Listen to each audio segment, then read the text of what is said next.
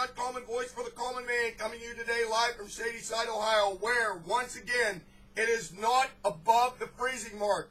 And these damn Democrats might want to make note of that. We still haven't hit fall yet, and we've been about 10 days now below the freezing mark.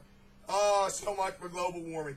But the damn Democrats are the subject of this emergency tirade, especially now that they have gone in the United States Senate and repealed Don't Ask, Don't Tell. Now this will go up to His Mightiness Obama's desk, and I'm sure he's going to sign it. If he doesn't sign it, his base will be upset with him. After all, he threw his base under the river with the extension of the Bush tax cuts, and they were furious about it. Now he can make nice with them. You know, saying, oh, look what I did.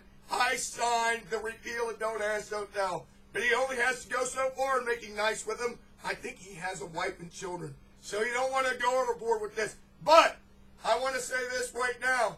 I don't like the idea of the Don't Ask, Don't Tell repeal. And I'm going to tell you why. Because I don't have any problem with gay people, but somehow, some way, this whole nonsense of repealing this thing, once again, will infringe upon the rights of the majority of the people. Because I'm going to go out on a limb here and say that the majority of the people in the military are actually heterosexuals. Now, with Don't Ask, Don't Tell, it says exactly what it means, exactly what it says. If you're gay, don't tell anybody. And in return for that, we won't ask you. So if you're gay and you're in the military, no problem. Just don't tell anybody about it. Because the Don't Ask, Don't Tell protects the rights of the heterosexuals. Why? Because the military is a closed society. It's not like the rest of the country, or like Europe, believe it or not. But if you're a heterosexual in the military now, and say you want to take a shower, you go into a shower with a bunch of guys, and if there's a gay guy in there, he's not allowed to open up his mouth and say, I'm gay. Because I don't know about you, but being a heterosexual, I don't want to take a shower with the gay guy. And even if he is gay, he's not going to tell me. My rights are protected.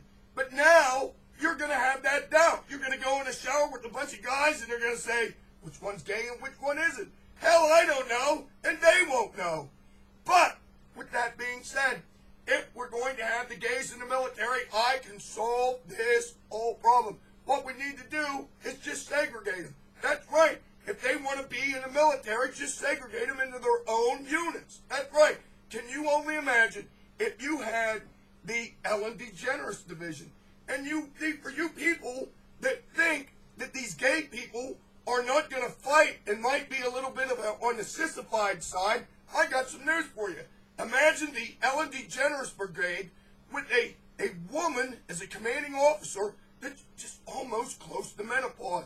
Can you only imagine that this 40-some-year-old woman having menopause in charge of a division of fighting lesbians? It's unbelievable. Then you could try and figure out which one of these lesbians are having their monthly problem. And then you could rotate them in and out. That's right. You have your monthly problem, you're on active duty. With an M16 led by a lesbian that's having menopause. It would be the toughest fighting force on the face of the planet. Hell, we'd parachute them behind enemy lines and the enemy would give up. Who the hell wants to deal with a bunch of lesbians having cramps and led by a woman that's having menopause? Christ, I wouldn't want to do it. There you go, the toughest fighting force. Then as for the men, what you could do is you could have the first ever Barney Frank division. That's right. Name it after the openly gay member of Congress, your hero and mine, Barney, I love my Frankfurters. That's right. And you can have him name the division after him, and then you can have a bunch of older gay guys running that division with a bunch of damn homosexual soldiers, and you can tell these people right now that if they don't fight, that the government is going to come in and take away all their copies of Brokeback Mountain. That's right. And on top of this, that the enemy actually likes Mel Gibson. My God, they would fight and throw themselves on their swords. It would be unbelievable. And you can't lose. You have gay men telling them that the enemy likes Mel Gibson, and you have the women led by a lesbian that's approaching menopause with a bunch of lesbians that are having their monthly thing. You can't miss. It would be the toughest fighting force on the face of the planet, and this would give in to this nonsense that homosexuals are a damn bunch of sissies. But it takes me to figure it out. Until next time, this is your Islamohomophobia, or should I just say your Islamophobia? In light of this, Ronald Reagan, the uncommon voice of the common man, saying this to you now. When news breaks out, my tirades break in. Until next time, over and